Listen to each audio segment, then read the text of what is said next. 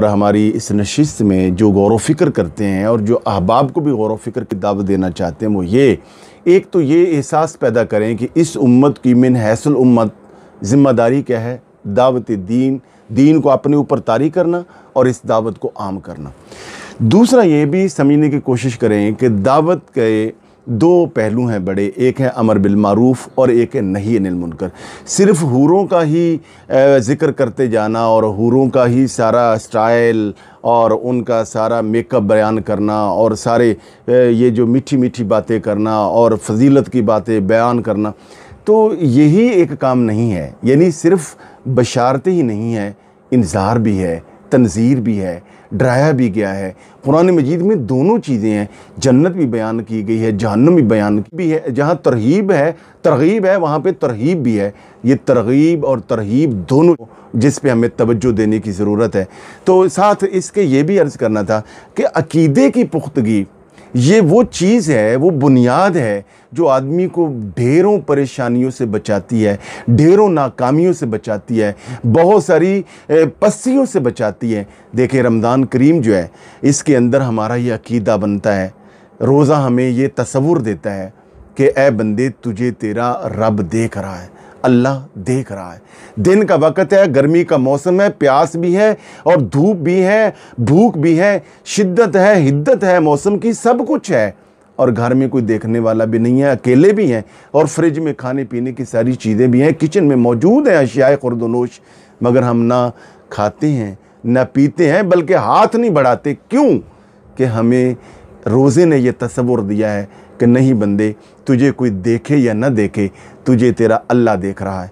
तो ये हमारा अकीदा है जो हमें हलाल चीज़ से भी रोक लेता है।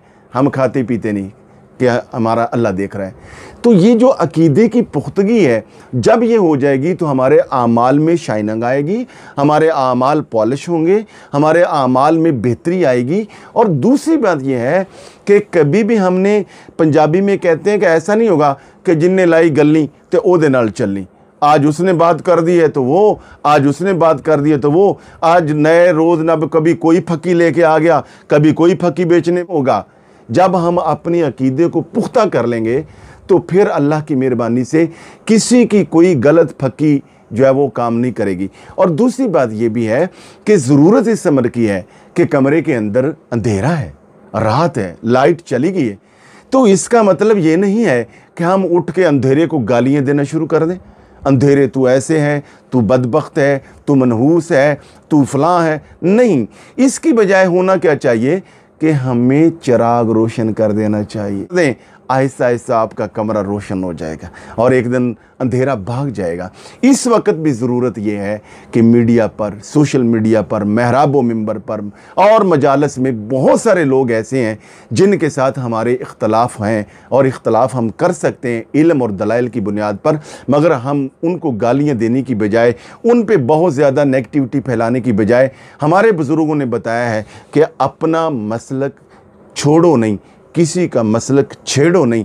हम अपने मसलक की, जो अकाबर ने, बुज़ुर्गों ने हमें एक बुनियाद दी है, और मेरा और आपका मसलक और अकीदा ये कोई 100-200 साल का नहीं है, ये सहाबा इकराम से चलती हुई एक लड़ी है जो हम तक पहुंची है। ये 1400 साल का एक तसलसल है जिसके साथ हमने जुड़ना है। तो इस हवाले से आज हमारे साथ फिर नामवर दीनी रूहानी स्कॉलर और अकायद के मामले में माशाल्लाह फिर फ़लसफ़े के तौर पर, मंतिक के तौर पर और मुताला दलाइल के तौर पे, यानी अकलन नकलन और हर तरह माशाल्लाह पूरा विजन रखने वाले स्कॉलर जनाब अल्लामा मुफ्ती मोहम्मद इनामुल्लाह नूरी साहब, आप इनकी गुफ्तगू सुनिएगा। और आज की गुफ्तगू में मैं आपसे फिर यही गुजारिश करूँगा कि अकीदा कितना ज़रूरी है और उसके साथ ईमान है, अमल है, इस सारे को हज़रत साहब आपने जो मुताला किया है।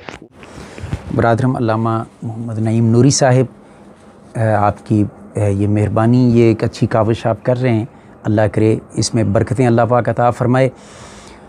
ये बात,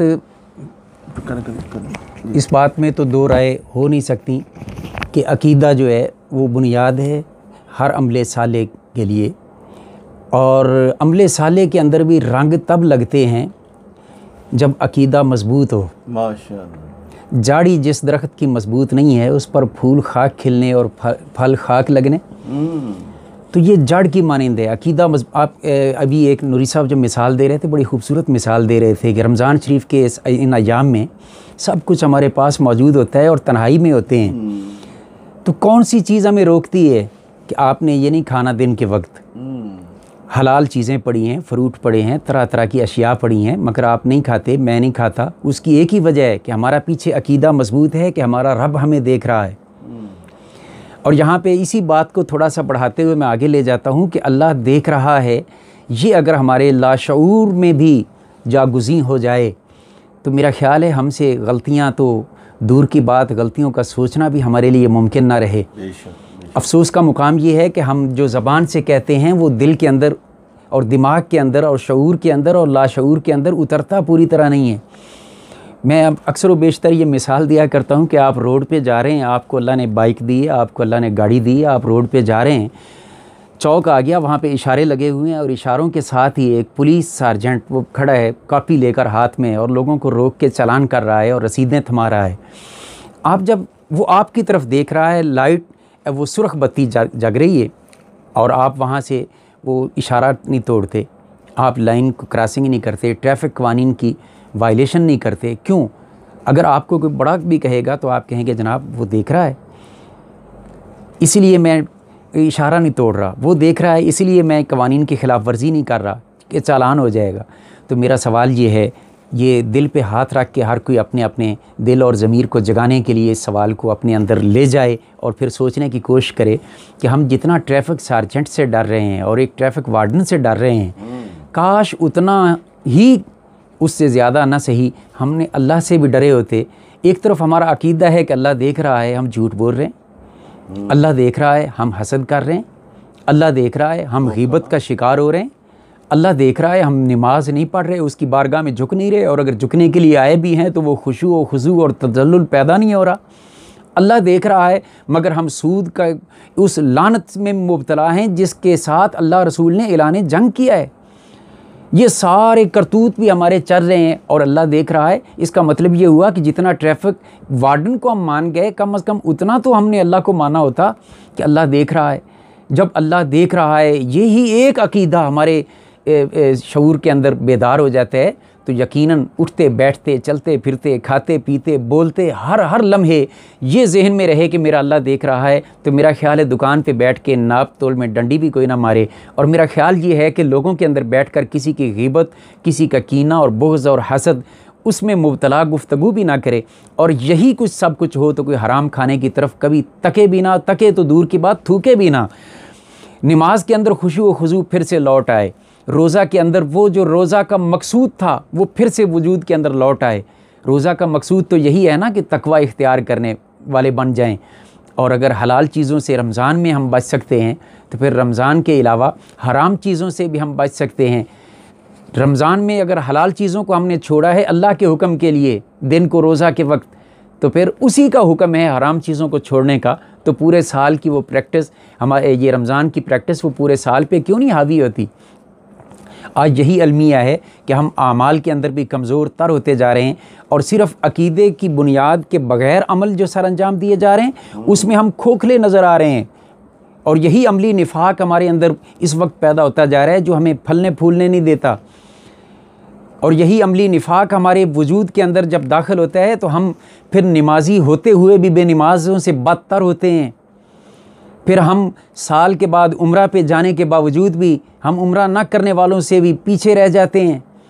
हम फिर रोज़ा रखने के बावजूद भी रोज़ा ना रखने वालों से भी पीछे चले जाते हैं। ये निफाक हमें ले जाता है, हमारे अकीदे की कमज़ोरी हमें ले जाती है। हमारे अकीदा तो इतना मजबूत होना चाहिए। वो हदीस जिब्रील के नाम से जो मशहूर है हदीस पाक में, उसका एक हिस्सा सिर्फ मैं अर्ज़ करना चाहता हूँ कि बारगाह मुस्तफ़ा में जिब्रील अमीन जब आते हैं और आकर सवाल करते हैं, क्वेश्चन करते हैं मुख्तलिफ, और उसमें एक सवाल ये था कि अख़बिरनी अनिल एहसान, या रसूलल्लाह आप ये इरशाद फरमाएँ कि एहसान किसको कहते हैं। तो इसके जवाब में हुज़ूर ने मुस्करा के जवाब दिया, फरमाया कि अंता अबूदल्लाह का अन्ना का तराहू फ़इल्लम तकुन तराहू फ़इन्नहू यराक। आपने फरमाया कि तू अल्लाह की बंदे इस तरह इबादत कर गोया तू अल्लाह को देख रहा है। और तेरे यहाँ अगर ये कैफियत नसीब ना हो सके और अभी इधर कमज़ोरी हो तो फिर फरमाया कम अज़ कम इतना तो तसव्वुर कर कि वो अल्लाह तुझे देख रहा है। ईमान से बताएं। एक अफसर देख रहा हो तो माताहत की कभी ज़रूरत नहीं होती कि कोई गलत काम करे। अफसर अगर दफ्तर में भी बैठा है, कैमरा लगा है, तो कैमरे के सामने कोई जसारत नहीं करता कि मैं कोई गलत ऐसी हरकत करूं जिस पर मुझसे बाज़पुरस हो और मुझसे पूछा जाए और मुझे दफ्तर में तलब कर लिया जाए। वो वहाँ तो तलबी वो भी हो या ना हो, दोनों सूरतें मौजूद हैं।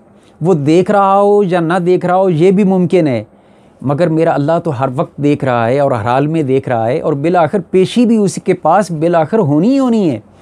यही वजह है कि सूरतुल बकरा शरीफ की इब्तदाई आयात में जहाँ मानने की बातें हो रही थी, वहाँ चलते चलते वल्लज़ीना युमिनूना बिमा उनज़िला इलैका वमा उनज़िला मिन क़ब्लिक व बिल आखिरति हुम यूक़िनून, आखिरत पे यकीन की बात की ताकि तेरी ज़िंदगी बदल जाए। तो जब उसकी हुजूर पेशी भी बग़ैर किसी शक व शुबह के यकीनन है, और वहाँ एक एक अमल का हमने हिसाब भी देना है, और ये भी यकीन है कि हर हाल में वो देख भी रहा है, और ये भी हमारा यकीन है कि हर जगह पे, हर वक्त, हर कैफियत में वो हमें देखता है, और उसको भूल चूक भी कोई नहीं, ऊँग भी नहीं, नींद भी नहीं उसके यहाँ, और हर मखलूक के अमल को देख रहा है। तो अगर ये चीज़ हमारे वजूद के अंदर अकीदे की पुख्तगी की सूरत में दाखिल हो जाए, तो मेरा ख़्याल ये है कि फिर वो नमाजी बनेंगे कि मस्जिद में गया था तो फ़कत शराब से तौबा करके गया था, और सईदा में सर झुका के जब उठा तो लोग बिशर हाफ़ी कहकर मिंबरों पर उसका जिक्र करने लगे। ये कैफियत आज फिर से पलट सकती हैं, मगर ज़रूरत इस अम्र की है कि हम अकीदे में मजबूती और पुख्तगी लाएँ और आमाल के अंदर दुरुस्तगी।